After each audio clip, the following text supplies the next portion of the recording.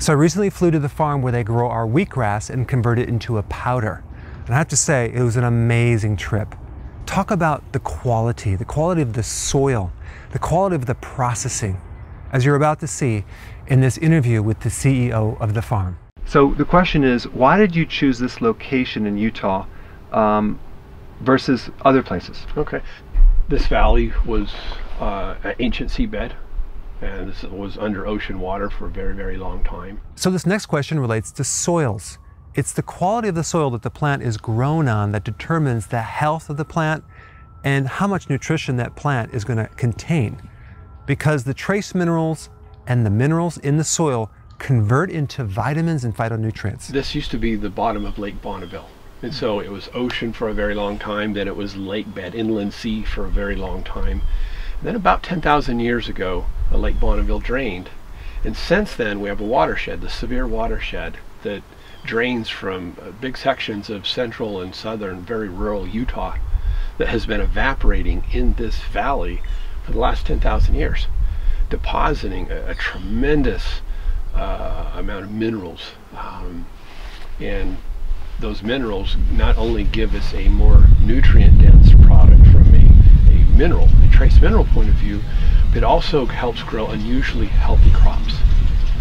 In fact, dairy farmers in the surrounding area, even in Nevada and as far as California, will pay extra money for the same, what they call nutritional score. So I wanted to ask the question, what is the difference between wheatgrass juice powder versus wheatgrass powder?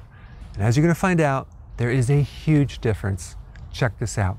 So, you know, I'm sitting here holding this blade of grass, and I love, and I have many people, when you get, especially when the grass is this good, we love to chew on it.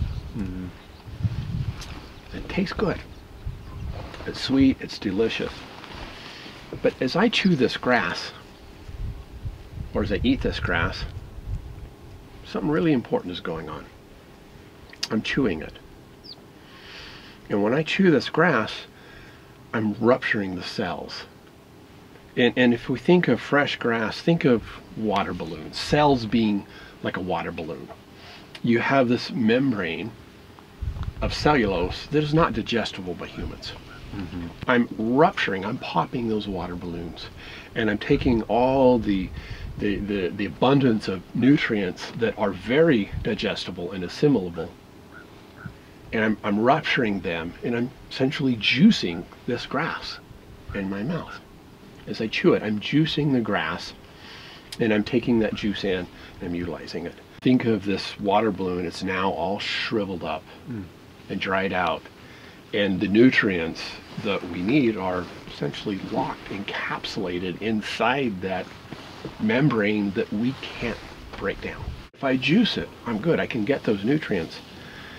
But if I try and take in a dry product where that membrane has been shriveled around those cells, even with a fine grind, I'm only getting a portion of what I would get if I were chewing on fresh blade of grass or drinking the fresh juice.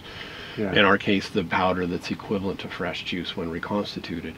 The vast majority of the chemical compounds, the phytonutrients in this grass, we know nothing about. We will be learning about those things for centuries to come.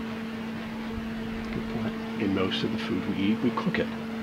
We're drastically altering those chemical compounds. We're making them into something that our body may not be able to use. And in some cases, there's a benefit. Some nutrients are actually more available in cooked form.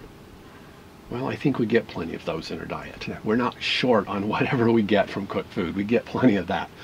What most of us are short on in our busy hustle-bustle life are the nutrients in raw foods, especially nutrient-dense raw foods. Leafy greens in particular have abundance of nutrients that most of us do not get nearly enough of.